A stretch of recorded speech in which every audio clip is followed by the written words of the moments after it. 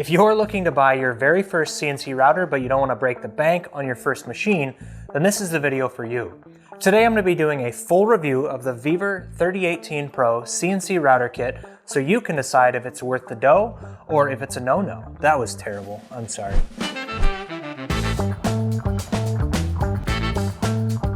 Before I get too deep into the review, I always like to mention that when I do a review, it is a complete and honest review, and I don't accept payment for positive reviews. I'll either be reviewing a machine that I bought or one that was sent to me for free, but I'd rather return the machine at the end than provide a fake positive review just to receive a free machine. Anyways, let's get back to the reason that you clicked on the video. This is the Vevor 3018 Pro CNC router. Lots of companies make a 3018 Pro, which is just a generic build of a CNC machine where the 3018 designates the work area of 30 centimeters by 18 centimeters. And the Pro is a label given to the machine, so it feels better about itself. This machine uses 3 NEMA 17 stepper motors and T8 lead screws to move the carriage and aluminum build plate around. The frame is made up of 2040 aluminum extrusion and Bakelite plates. Bakelite is a thermosetting plastic resin that definitely helps bring down the cost of the machine, as aluminum plates would be way more expensive, but aluminum plates would be much stiffer. But that's fine, pretty much all the 3018 Pro builds use Bakelite plates to save money. The problem is the way the listing tries to kinda hide that fact.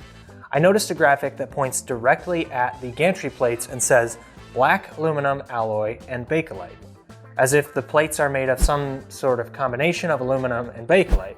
So I don't have a problem with them being plastic, I just don't like how they advertised it. The last thing to note about this machine before we move on is that everything is controlled by a custom control board running Gerbil 1.1, much like my 3D printed CNC machine, which you can check out here. It also comes with a super easy to use offline controller that I actually found really useful, except that it can't be connected to the control board while your machine is connected to your computer. I'm not sure what happens if you connect them both, but the instructions said not to. It probably explodes or something. At the time of writing this review, this machine runs for $146.99 on Amazon. In any case, you're all probably getting bored of these stats, so let's talk about the assembly. All in all, it took me almost exactly an hour to put together, but I put a few things on backwards the first time and I was trying to film throughout, so anywhere from 45 minutes to an hour and a half to assemble, which isn't too bad. The instructions were fine, they had a ton of information, but they weren't broken down into actual steps. They were just really compact pictures with some text to help orient parts the right way. Not the most helpful assembly instructions ever, but at the same time, you don't have to flip through a 300-page booklet like you do for IKEA furniture. In terms of ease of assembly, it was pretty simple. The only semi-difficult part was getting the T-slot nuts to align with the gantry hole mounting plates, just because it's thick and hard to see what you're doing. But if I can figure it out, so can you. So now that it's assembled, what are my initial thoughts? Well, it's kind of cute. I mean, I'm pretty happy with the ratio of machine size to work area. It measures about 38 by 33 centimeters and 28 centimeters tall, which for my fellow Americans is about 5 cheeseburgers by 4 cheeseburgers and 1 corgi tall. It's also super lightweight, which isn't a problem for me. Just watch out for the guns. They'll get you.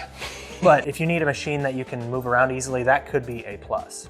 As for build quality, the linear rails on the Y-axis don't slide smoothly at all. It almost feels like they're covered in sand or something. There's also a ton of flex in the carriage. If I had to guess, I would have put my money on the plastic parts being the culprit, but it turns out that the linear rods are actually the weak link.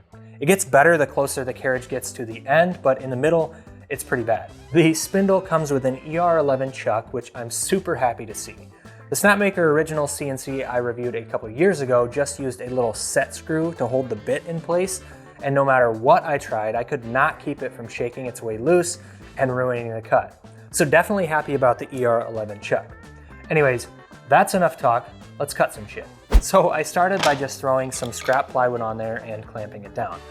Now I'm sure I'll mention the clamps in my closing thoughts, but these things are the worst. Anyways, after struggling with the clamps for way too long, I started the cut. On the first attempt, either the depth of cut was too aggressive or the feed rate was, so I got a ton of chatter from the bit. I think I had the depth of cut at 0.7 millimeters and the feed rate around 700 millimeters per minute, which I thought was pretty conservative, so seeing that much chatter at this point was concerning. Either way, I adjusted the depth of cut to 0.5 millimeters, and there was still some chatter here and there, but it was mostly okay, so I let it continue. 14 minutes later, and I had a brand new plywood bottle opener that doesn't work at all. I'll blame that on the material choice though. It wasn't the cleanest cut in the world, which is concerning at this point in the testing, as I wouldn't consider 0.5 millimeter at 700 millimeters per minute to be a very aggressive cut. But let's continue. Next up, I threw some oak on there and cut the same bottle opener with 0.5 millimeter depth of cut at 500 millimeters per minute. And there was still a little bit of chatter at first, but I realized I forgot to change the depth of cut, so it was actually 0.7 millimeters. So I restarted at 0.5 millimeters and it went much better. I should mention that I'm using the bits that came with the machine. So 1/8 inch 4 flute upcut flat end mills. An interesting choice for a starter set of bits, but we'll talk about that more in a second. I was curious how well this machine could get through plastic, so I threw a PVC sheet on there, and frankly, it didn't go very well. I tried messing around with the feed rate, the depth of cut, and the spindle speed, but I couldn't keep the bit from gumming up. Remember when I mentioned the 4 flute end mills about 20 seconds ago? Well, to be honest, I think those are a silly choice for a machine like this. It can't move fast enough and the spindle isn't strong enough to compensate for having that many flutes. So you end up basically just sanding your way through the material. That's not ideal for wood, but you can get away with it. With plastic, you end up melting it and it sticks to the bit, which ruins your cut. The solution is simple enough, just switch to a bit with fewer flutes, but I wanted to mention all this because these are the bits that the machine came with. So for the remainder of the cuts in this video, I switched to a 2 flute upcut flat end mill, and the results were far, far better. It made its way through both the PVC sheet and an acrylic sheet, making some nice chips in the process, rather than melting into a big glob on the end mill. With the much better results from the 2 flute end mill, I decided to revisit some hardwood, so I threw a slab of walnut on there and it performed really well. With another slab of walnut, I tested out the 30-degree engraving bits by tracing out my logo, and it had no problems, so I moved on to the test I was really curious about, which was engraving a circuit on a copper circuit board blank. I tested it with a fake circuit that doesn't actually do anything, but it should help to determine if this machine will work for a circuit board engraving. It got off to a really promising start. It didn't have any trouble getting through the copper into the fiberglass below, and I was just starting to get excited to check out the finished cut when the machine stopped moving entirely. I did lots of troubleshooting trying to get it to start up again, but ultimately I had to completely unplug the control board from both my computer and my wall outlet just to get it to work again. I'm not 100% sure what happened, but I have had this happen on my other CNC before, so my best guess is that a buildup of static electricity from milling the copper somehow sent a shock all the way through to the control board and caused it to poop its pants. It's unfortunate, but I'm not gonna hold it against the machine because I think I just need to ground either the copper or the machine before trying to mill something like that. So I've been using this machine for quite a while now, and I think I've finally got enough hours on it to provide a meaningful review. I usually like to give a score out of 10 for stuff like this, which isn't always easy, given that every machine is different, but taking into account, most importantly, the price, the size, the capabilities, and several other general qualities, I think I'd have to give this machine a 6.5 out of 10. Now, I do have a long list of cons, but taken into context, I think that rating makes sense, so hear me out. The biggest pro for me was the learning potential that this machine provides.